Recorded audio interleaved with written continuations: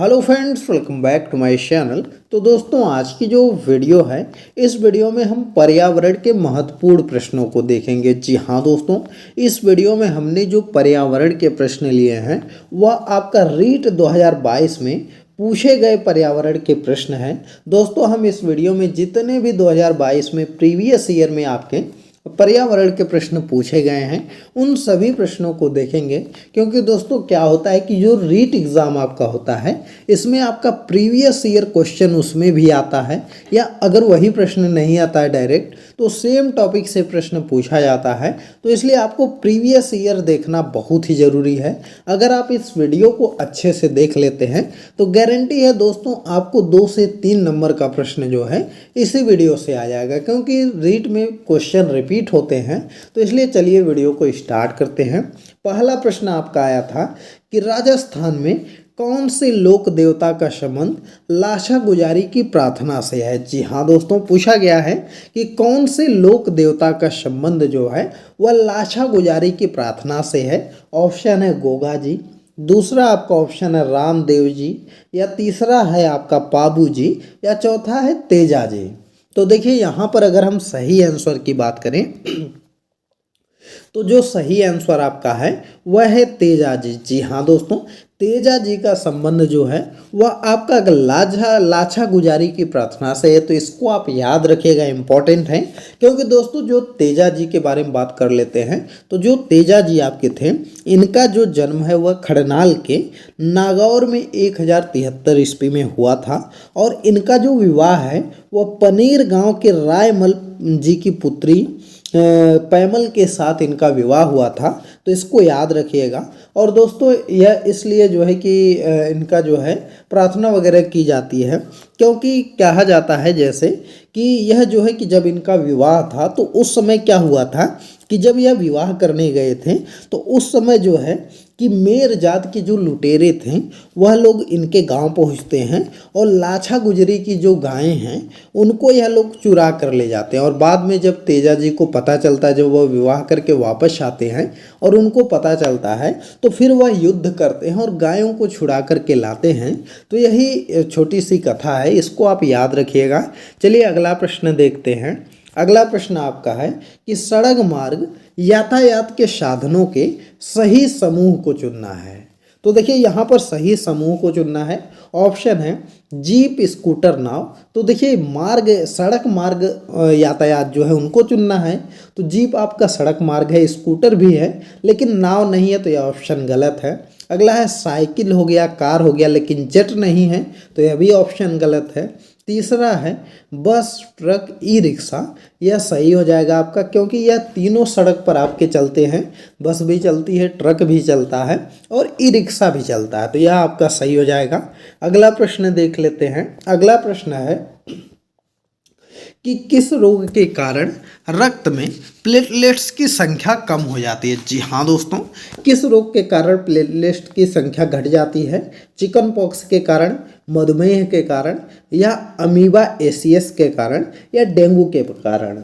तो देखिए अगर हम यहाँ पर सही आंसर की बात करें तो सही आंसर आपका है डेंगू। जी हाँ दोस्तों, अगर आपको डेंगू हो जाएगा तो आपके शरीर में बहुत तेज़ी से जो है कि प्लेटलेट्स की संख्या कम होने लगती है, जिससे जो है कि क्या होता है कि जिनके शरीर में प्लेटलेट्स घटते हैं उनको बहुत ज़्यादा कमजोरी महसूस होती है, वह खड़े भी अच्छे से नहीं होते, चक्कर वगैरह आने लगता है। तो यह इसके सिम्टम्स होते हैं। ज़्यादातर जो है कि प्लेटलेट्स की जो कमी होती है वह आपका डेंगू में ही होता है। और प्लेटलेट्स बढ़ाने के लिए आप लोग जानते हैं कि लोग किसका सेवन करते हैं, पपीते का पत्ता खाते हैं, बकरी का दूध पीते हैं, और बहुत सी इसकी दवा भी अब आ गई है। तो इसको आप याद रखिएगा। अगला प्रश्न है कि निम्नलिखित में से किसको राजस्थान का मैनचेस्टर कहा जाता है। जी हाँ दोस्तों, पूछा गया है कि किसको राजस्थान का मैनचेस्टर बोलते हैं। जयपुर को, भीलवाड़ा को, कि नागौर को, कि ब्यावर को। तो देखिए अगर हम यहाँ पर बात करें तो जो राजस्थान का मैनचेस्टर कहलाता है यह आपका भीलवाड़ा कहलाता है। जी हाँ दोस्तों, भीलवाड़ा को वस्त्र नगरी होने के कारण इसको जो है कि राजस्थान का मैनचेस्टर बोलते हैं। इसको आप याद रखिएगा। चलिए अगला प्रश्न देखा जाए। अगला प्रश्न आपका है कि सोनार दुर्ग कहाँ स्थित है। जी हाँ दोस्तों, मोस्ट इम्पॉर्टेंट प्रश्न है कि सोनार दुर्ग आपका कहाँ है। जैसलमेर में है, जयपुर में है, भरतपुर में है, कि आपका राजसपुर में, राजसमंद में है। तो देखिए अगर हम यहाँ पर बात करें तो आपका जो सोनार दुर्ग है यह आपका जैसलमेर में है। जी हाँ दोस्तों, कहाँ पर है तो जैसलमेर में जो है वह आपका सोनार दुर्ग है। इसको आप याद रखिएगा। और इसका जो निर्माण है वह कब हुआ था तो 1155 ईस्वी में रावल जैसल ने इसका निर्माण करवाया था। तो इसको याद रखिएगा। और यह जो है कि पीले पत्थरों से निर्मित होने के कारण, सूर्य की किरणों से स्वर्ण की आभा जैसा प्रतीत होने के कारण इसे सोनारगढ़ का जो है कि किला कहा जाता है। तो इसको आप याद रखिएगा। सोनार दुर्ग इसीलिए बोलते हैं क्योंकि यह पीले कलर का, और जब इस पर सूर्य की किरणें पड़ती हैं तो यह पूरा सोने जैसा लगता है, इसलिए सिर्फ सोनार दुर्ग बोलते हैं। इसको याद रखेंगे। दोस्तों यह सभी प्रश्न आपके एग्जाम के पॉइंट ऑफ व्यू से बहुत ही ज़्यादा इंपॉर्टेंट हैं। यह सभी प्रश्न आपके एग्जाम में आने के बहुत ज़्यादा चांसेस हैं। तो इसको आप अच्छे से याद कर लीजिएगा। और दोस्तों जो यह प्रीवियस ईयर हम करवा रहे हैं, इससे क्या करिएगा कि आप सेम टॉपिक, जो प्रश्न आया हुआ है वही सेम टॉपिक आप अच्छे से पढ़ लीजिएगा, क्योंकि इन्हीं सभी टॉपिक से आपके एग्जाम में प्रश्न बनेगा। बाकी इसके अलावा कहीं और से प्रश्न नहीं उठाया जाएगा। तो इसको अच्छे से पढ़िएगा।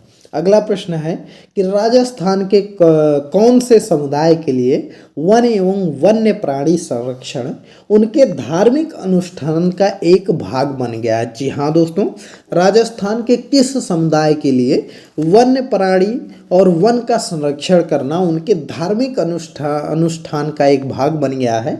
ऑप्शन दिया है गर्जर और सहरिया या विश्नोई या मीणा। तो देखिए अगर हम यहाँ पर सही आंसर की बात करें तो यहाँ पर जो आपका सही आंसर हो जाएगा वह क्या हो जाएगा, वह आपका बिश्नोई समुदाय हो जाएगा। जी हाँ दोस्तों, बिश्नोई समुदाय के लिए जो है वह उनका वन और वन्य प्राणी संरक्षण जो है वह धार्मिक अनुष्ठान में जो है कि शामिल हो गया है। तो इसको आप याद रखिएगा, इम्पोर्टेंट है। अगला प्रश्न है हिमाचल प्रदेश में जल संग्रहण की पुरानी संकल्पना का नाम है।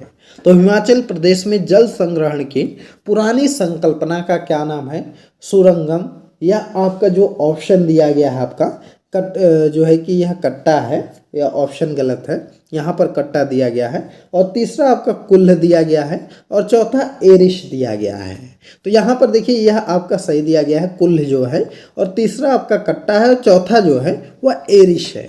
तो देखिए हिमाचल प्रदेश में जल संग्रहण की जो पुरानी संकल्पना है उसका जो नाम है वह कुल्ल है। जी हाँ दोस्तों, हिमाचल प्रदेश में जल संग्रहण की पुरानी संकल्पना जो है उसका नाम कुल्ल है। तो इसको आप याद रखिएगा। चलिए अगला प्रश्न देखते हैं। अगला प्रश्न है निम्नलिखित में से वह जयंती चुनिए जो कि चैत्र मास की शुक्ल पक्ष की तेरस के दिन मनाई जाती है। तो ऑप्शन है महावीर जयंती, दूसरा है गांधी जयंती, तीसरा है अम्बेडकर जयंती, चौथा है हनुमान जयंती। तो देखिए अगर हम बात करें तो इसका सही आंसर आपका है महावीर जयंती। जी हाँ दोस्तों, महावीर जयंती जो है वह चैत्र मास के शुक्ल पक्ष की 13 तारीख को मनाई जाती है। तो इसको आप याद रखिएगा। अगला प्रश्न देख लेते हैं। अगला प्रश्न है नमामि गंगे अभियान का शुभारंभ कब किया गया था। जी हाँ दोस्तों, यह थोड़ा करंट का प्रश्न था कि जो नमामि गंगे है इसका शुभारंभ कब हुआ था, 2011, 2012, 2013 या 2014 में। तो देखिए अगर हम बात करें तो यह जो नमामि गंगे का अभियान का शुभारंभ हुआ था यह आपका 2014 में हुआ था। जी हाँ दोस्तों, इसको याद रखिएगा। 2014 में इसको शुरू किया गया था केंद्र सरकार के द्वारा। तो इसको याद रखेंगे। अगला प्रश्न है कि मगरमच्छ प्राणी जगत के किस संवर्ग का है। तो देखिए मगरमच्छ की बात करें तो पक्षी है, सरीसृप है, जल स्थलचर है या मत्स्य है। तो देखिए अगर हम बात करें मगरमच्छ की तो यह जो आपका है वह सरीसृप प्रकार का है। जी हाँ दोस्तों, किस प्राणी जगत का है तो वह आपका सरीसृप प्रकार का है। तो इसको आप याद रखिएगा, इम्पॉर्टेंट है। अगला प्रश्न आपका है सूर्य नगरी किसका नाम है। तो ऑप्शन है जयपुर, जैसलमेर, बाड़मेर या जोधपुर। तो देखिए अगर हम बात करें सूर्य नगरी की, तो सूर्य नगरी जो कहा जाता है वह आपका कहा जाता है जोधपुर को। जी हाँ दोस्तों, जोधपुर की स्थापना जो है वह राव जोधा ने 1459 ईस्वी में किया था। और गर्म जलवायु होने के कारण, अधिकांश दिनों में मौसम साफ होने के कारण यहाँ सूर्य की रोशनी अधिक प्राप्त होती है, इसीलिए इसे सूर्य नगरी भी कहा जाता है। तो इसको आप याद रखिएगा, जोधपुर को बोलते हैं। अगला प्रश्न है, निम्नलिखित में से सुमेलित करिए तथा सही विकल्प आपको चुनना है।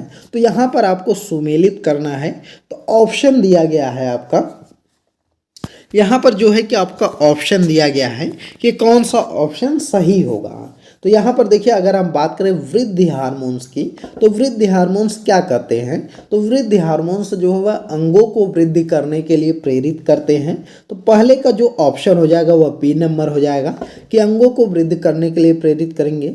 दूसरा इंसुलिन आपका है, तो इंसुलिन का आपका क्या काम होता है?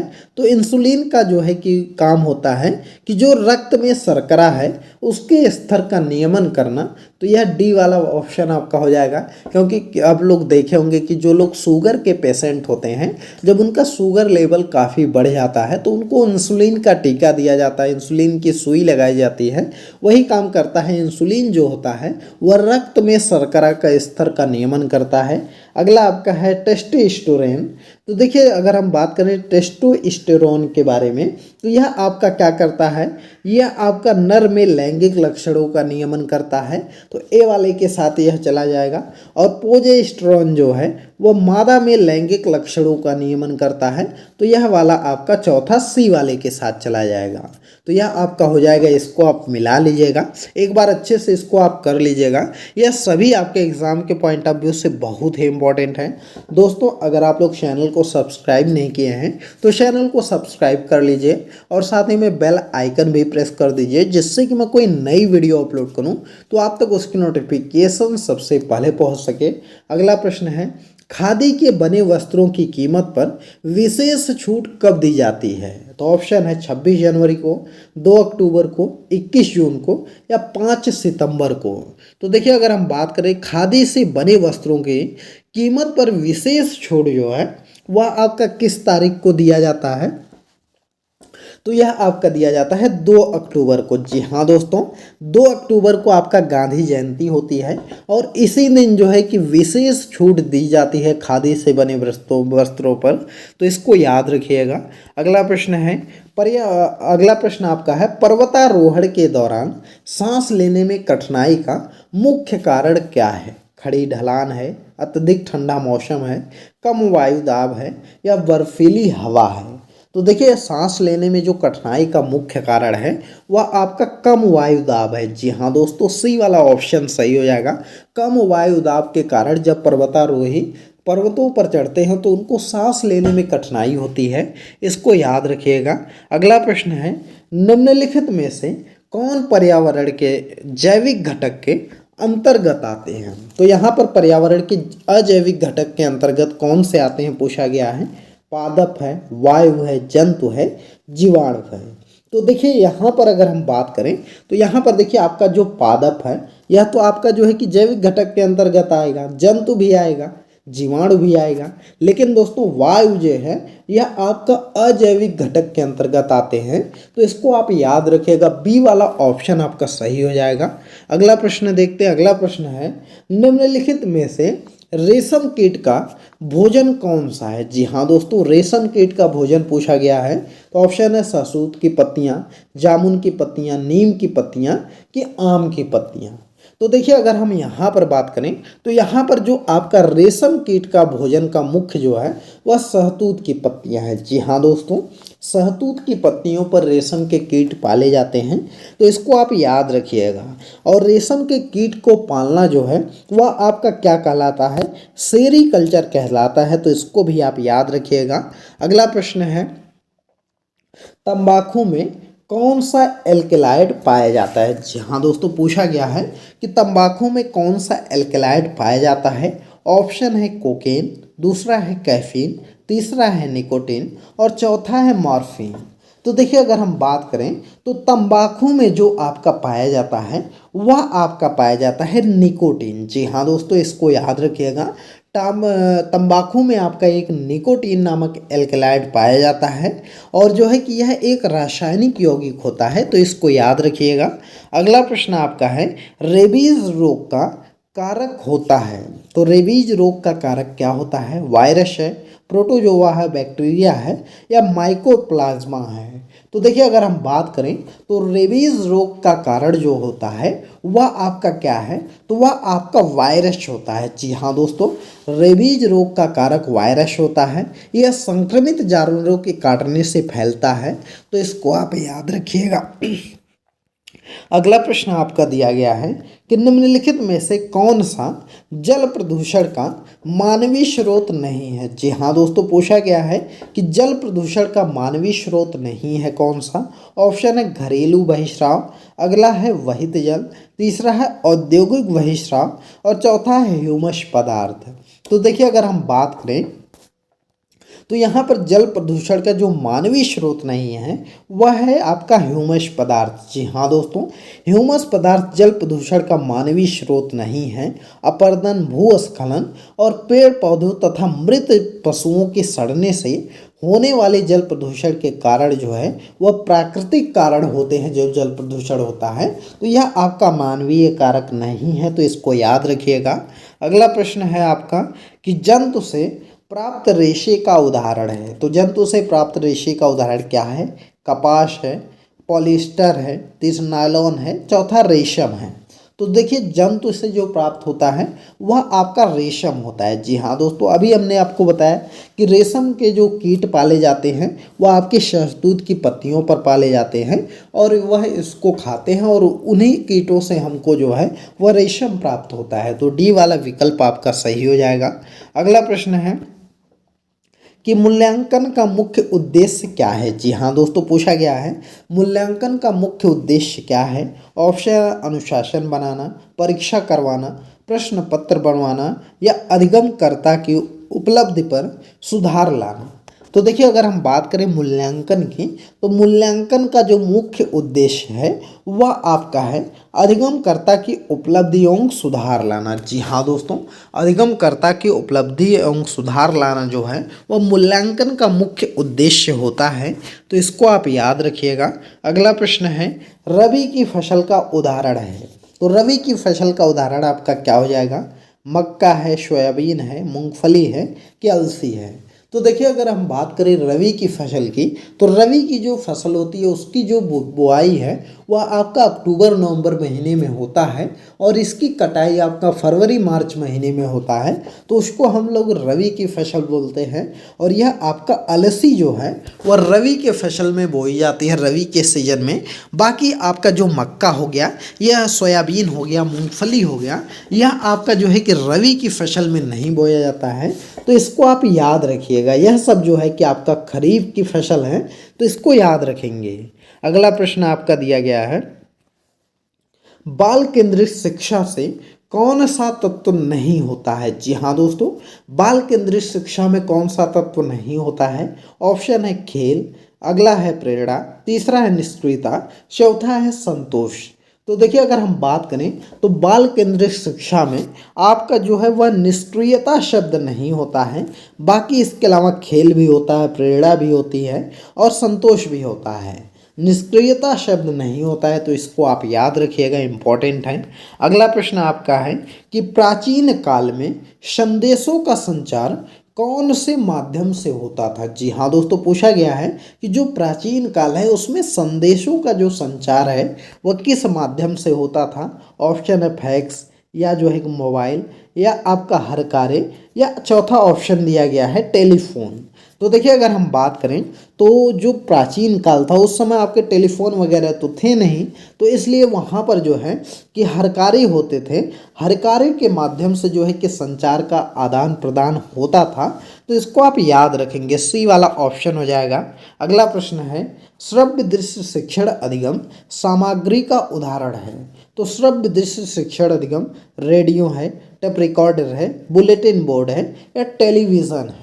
तो देखिए यहाँ पर अगर हम बात करें तो यहाँ पर जो सही आंसर है वह है टेलीविज़न। जी हाँ दोस्तों, टेलीविज़न जो है यह आपका दृश्य श्रव्य सामग्री में आता है, तो इसको याद रखेंगे। अगला प्रश्न है, आपके पिताजी के साले की मान से आपका क्या रिश्ता होगा। तो देखिए यह एक तरह से रीजनिंग का प्रश्न जो है वह आपका ईवीएस में पूछा गया 2022 वाले रीट के पेपर में। तो यहाँ पर थोड़ा बहुत जो है कि एक दो प्रश्न आपके रीजनिंग के भी पूछ लिए जाते हैं, तो इसको याद रखिएगा।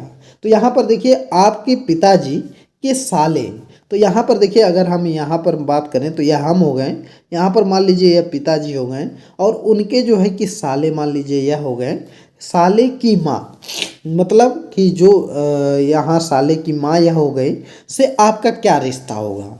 तो देखिए यहाँ पर जो है कि यह हमारे मामा लगेंगे और इनकी जो माँ है वह हमारी नानी लगेंगे। तो ऑप्शन क्या सही हो जाएगा, यहाँ पर जो है वह नानी सही हो जाएगा। तो यहाँ पर बी वाला विकल्प आपका सही है।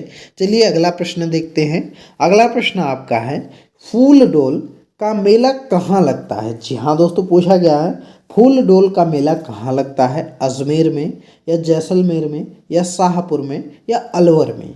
तो यह जो मेला आपका लगता है वह शाहपुरा में लगता है। जी हाँ दोस्तों, फूल डोल का मेला जो है वह आपका शाहपुरा में लगता है, तो इसको याद रखिएगा। अगला प्रश्न है कि निम्नलिखित में से कौन सा सूर्य का निकटतम ग्रह है। तो सूर्य का निकटतम ग्रह कौन सा है, बृहस्पति है, बुध है, पृथ्वी है कि मंगल है। तो देखिए अगर हम बात करें तो यहाँ पर जो आपका सही आंसर हो जाएगा, सूर्य का जो निकटतम ग्रह है वह आपका क्या हो जाएगा, तो बुध जो है वह सूर्य का सबसे निकटतम ग्रह है। जी हाँ दोस्तों, याद रखिएगा, सबसे पहले आपका बुध पड़ता है सबसे नज़दीक, फिर उसके बाद शुक्र पड़ता है, फिर पृथ्वी पड़ती है, फिर मंगल पड़ता है, फिर बृहस्पति, फिर शनि, फिर अरुण, फिर वरुण होता है। तो वरुण जो है वह सबसे दूर है और सबसे निकट आपका जो है वह बुध है, तो इसको याद रखिएगा। अगला प्रश्न देखते हैं। अगला प्रश्न आपका है कि नीचे दिए गए यातायात के संकेत इंगित करता है। तो यहाँ पर यातायात के संकेत पूछा गया है, चौराहे का, पैदल पार पथ का, रेलवे क्रॉसिंग का या सकरी पुलिया का। तो देखिए यहाँ पर जो यह प्रश्न आपका आया था इसमें जो है इसमें कोई भी विकल्प सही नहीं माना गया था आयोग की तरफ से। इसमें सबको जो है कि बोनस अंक दिया गया था, क्योंकि यहाँ पर देखिए यह कन्फर्म नहीं है कि किस चीज़ का निशान दिया गया है, तो इसलिए इस प्रश्न को छोड़ देते हैं। अगला प्रश्न आपका है कि हमारा राष्ट्रीय पांचांग है। तो हमारा राष्ट्रीय पांचांग क्या है। ऑप्शन है जनगण मन, वंदे मातरम, शिविर पांचांग या राष्ट्रीय शक। तो देखिए यहाँ पर अगर हम बात करें तो हमारा जो राष्ट्रीय पंचांग है यह आपका क्या है, पंचांग है, वह आपका जो है वह राष्ट्रीय शक है। जी हाँ दोस्तों, राष्ट्रीय शक संवत जो है वह हमारा राष्ट्रीय पंचांग है और शक संवत की जो शुरुआत है वह 78 ईस्वी पूर्व में हुई थी और भारत सरकार द्वारा वर्ष 1957 में राष्ट्रीय पंचांग के रूप में इसे अपनाया गया था। तो इस चीज़ को आप याद रखिएगा, इम्पॉर्टेंट है। तो दोस्तों इतने प्रश्न जो है वह आपके 2022 का जो रीट का पेपर हुआ था प्राइमरी का, उसमें ईवीएस के इतने प्रश्न पूछे गए थे। और दोस्तों यह सभी प्रश्नों को आप अच्छे से ज़रूर तैयार कर लीजिएगा, क्योंकि जो प्रश्न आते हैं आपके रीट एग्ज़ाम में वह प्रीवियस ईयर के आधार पर ही आते हैं और ज़्यादा बार हमने देखा है कि सेम क्वेश्चन रिपीट भी होते हैं।